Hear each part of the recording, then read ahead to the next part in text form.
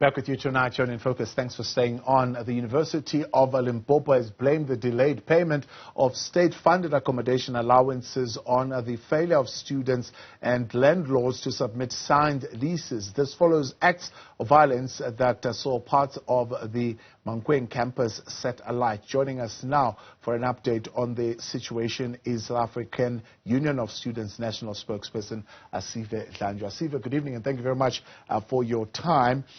How does it get to a point where the university is burnt down? Give us a timeline. How were the engagements prior to the events that we're seeing now?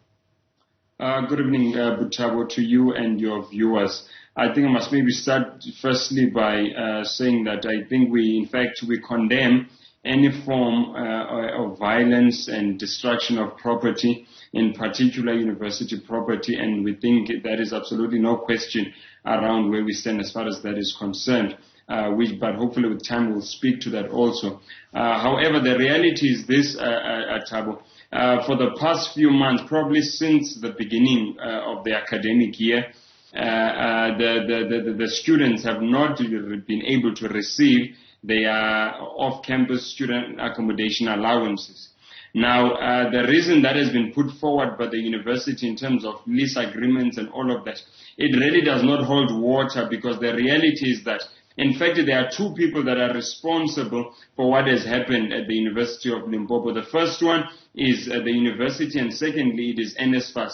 The NSFAS is responsible because the students, NSFAS is contractually obligated to ensure that the students are funded and that they receive their allowances on time to ensure that they're able to participate in the academic project. Secondly, it is the responsibility of the universities, albeit that we don't agree as the union that it should be the case, it's the responsibility of the universities to disperse these allowances. We don't agree because exactly of what has happened at University of Limpopo, because there are many other institutions that had the responsibility of disbursing these allowances, and some of them were able to do so timeously, and some were not able, as we have seen in the University of Limpopo, because there appears to be serious incompetence as far as the university is concerned. The university accepted the responsibility from NSFAS that they would go and accredit student accommodation, upon which they have accredited them. They will then ensure that them working with the landlords, that they are able to place students in accredited student accommodation, and they will pay those off-campus accommodations. In the event that they have not been able to, they would have had to apply for what is known as a deviation, which says that we are not able to accredit enough beds. If they've got 30,000 students, we are not able to accredit 30,000 beds if there are 30,000 NSFAS recipients that are off campus. And as a matter of fact, we are asking for a deviation, that these are not necessarily the standards that have been met by these landlords, and therefore would however want to pay them, because our students are living there. So because you have failed to accredit those as student accommodations, it is your responsibility, not the responsibility of students, to ensure that you place the students in those accommodations and you pay those landlords. So it was the responsibility of the university, not that of students. There is absolutely no way in the guidelines where the responsibility is that of students. The people that are responsible is NSFAS to pay the university, and the university to pay the landlord, based on that criteria. So university management says the challenge with the accommodation allowance is the NSFAS policy that requires the landlord and the students to sign a lease agreement. You're saying there's no such, there would never be a lease agreement between the landlord and the students? No, there will always be a lease agreement. But what I'm saying is that the responsibility to facilitate which accommodation is used by the students, which student accommodation is accredited. Number two, the payment of those landlords is not the responsibility of the student. Yes. It's the responsibility. And the reason why, by the way, some of those students could not be able to submit those lease agreements was the nature of the student accommodation in which they lived in. And they brought it to the university through the SRC, because some of those accommodations are rural-based. And some of the standards and the guidelines that have been prescribed do not necessarily, hence we have the deviation. They do not necessarily, they are not able to be used in rural-based institutions. We had the same issue at the University of the Free State in Aqua campus, where the type of accommodation that the students are living in, they are not able to produce some of these lease agreements and all of those things, because some of them are living in back rooms, some of them are living in mud houses, etc., where they are renting, and so it is not there. So it was the responsibility of the university. Is that why then the students would say, then rather pay us directly? Because the university... Yes, this is why the students say, pay us so that we are able to go to the accommodations where we live and be able to pay the landlord. Yeah. Though both those things did not happen. The university did not pay the landlords directly, nor did they advance the allowances to the students so that the students are able to pay for their accommodation. So where would the students be expected to live during all these past few months? Their responsibility, I maintain, Butabo, must not be shifted to the students. It is as per the guidelines, the NSFAS and the university have a responsibility to advance those allowances. If they were saying, we advance the allowances to the students, and the students did not pay, that is something different. They withheld them. While they were withholding them, where did they think the students were living? So the university is saying there are tax implications here. They're saying the landlords are promoting this behavior because they want to avoid tax, in essence.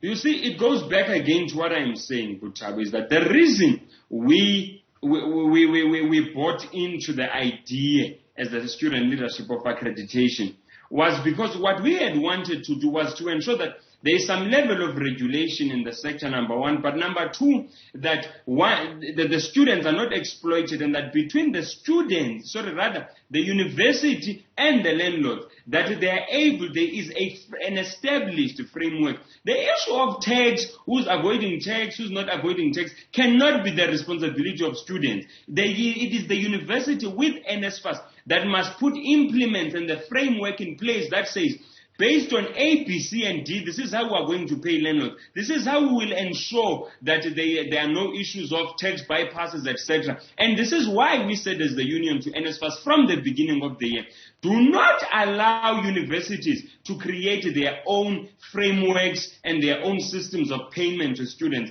Establish a single coordinated payment and allowance disbursement system that meets the minimum standards, where you would have consulted all these people, including the taxmen, and then you say, these are the standards that must be met in the disbursement of funds, so that we don't have isolated incidents like this as we're having at the University of Limpopo. What is happening there? It is not difficult to pay those allowances. We've got 26 institutions. That is the only institutions currently, as I'm speaking to you, that is in protest out of the 26 universities, meaning this is not difficult. NSFAS must take charge and stop this duck and diving and coordinate the sector deliberately using established frameworks that all of us as stakeholders in the sector will agree about. So what have you put to NSFAS? There will be no leases because of the type of accommodation, and so they must approve the deviation. And you're saying it's not the responsibility of the students to apply for that deviation, but that of the university.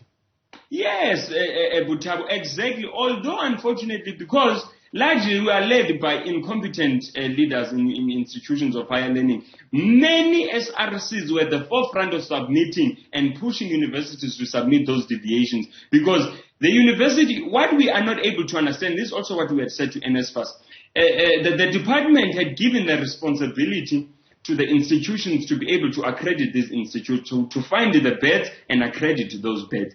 The universities know that they don't have those beds. They are not able to accredit as far as those beds concerned. So they accepted the responsibility, a responsibility that they could have rejected if they believed that they did not have the capacity to. They accepted that responsibility, and then when it's time for them to then be able, now they know they don't have the bed, so they should have applied for the deviations. And in the event, and then because the deviations obviously will differ from institutions to institution, and because some universities are in urban areas and some institutions are in rural areas, they would have had the responsibility with NSFAS to create a framework that will govern how are they going to disperse those funds in that particular region. And this is what we did at the University of the Free State. So the point that I am, at least in Kwakwa campus, the point that I am making is that these are the things that we have said to NSFAS, and they were supposed to have been sorted long ago, because it's not only UL, by the way, that applied for the deviation. There's probably at least 8 other institutions that applied for those deviations. So talk to me about what has happened then in Limpopo. Have they verified those accommodations? Because I believe that's part of the process in the guidelines, that if you are applying for that deviation, then there would be work that would need to be done, I don't know, by NSFAS or the institution itself, to then go and verify those beds, that accommodation, that it is indeed an accommodation that exists. Sorry, that it is indeed an accommodation that exists, that is there. Yes, no. Obviously, you would have to establish the fact that are those beds there. Now, in the case of the University of Limpopo, for instance, is that the students had been living in whatever accommodations that they had been living in, based on the fact that obviously they would have not had the money to pay for a particular type of accommodation. So the university would have had to apply for that deviation, which we believe that they did, and we believe that deviation was passed by NSFAS. So then they would have then had the responsibility of meeting with those landlords, engaging those landlords, and agreeing on how were they, on the system that they were going to use, one for the identification of those beds and to be able to identify their students that are in those beds. This is what would have had to be done. And then after that, they would have then either have had to pay the student the monies directly to the landlord, so that the accommodation of the students is paid, or alternatively, as the students have said on countless occasions, pay the money to the students so that the students are able to go and pay that accommodation. Right. The bottom line here is this: irrespective of what systems are there, you've got an NSFAS student whom you have paid tuition for, whom you have given money for textbooks and food. Where do you think they are staying when you are having the money with you? Common sense should have prevailed to the university and to the financial aid scheme that there is something that is not right, and they should have immediately acted on that. They should not have waited for the student when they know that more than 80% of their students are funded by NSFAS. Where do they think those students are living and staying? Now, what we are seeing are pictures then, of course, of the campus building satellite having been destroyed. And you said you'll address this issue of the destruction. Some are saying, well, it's not NSFAS that is going to have to study there now. It's the students themselves that are going to have to go and study in that destroyed building. Could this have been avoided? We must firstly explain this phenomenon of violence during protest. I speak from experience, like any other student leader will tell you, that inherently, the students are not violent, and that the students would not destroy their own property. If the students had a propensity for destruction and violence, on a day-to-day basis, they would have been destroying property. The reason they do not is because they do not have an inherent propensity towards the destruction of property. What happens there, and it happens all the time, is that the students will gather in a peaceful march to voice and assent their grievances towards the university management. The university will then, as they do all the time, respond in a violent manner using untrained, unidentifiable, barraclavad private security who shoot at students using rubber bullets and stun grenades and all other sorts of violence. It is then that causes escalation, and that causes provocation. And then what then happens is that it creates a room for a criminal opportunistic elements.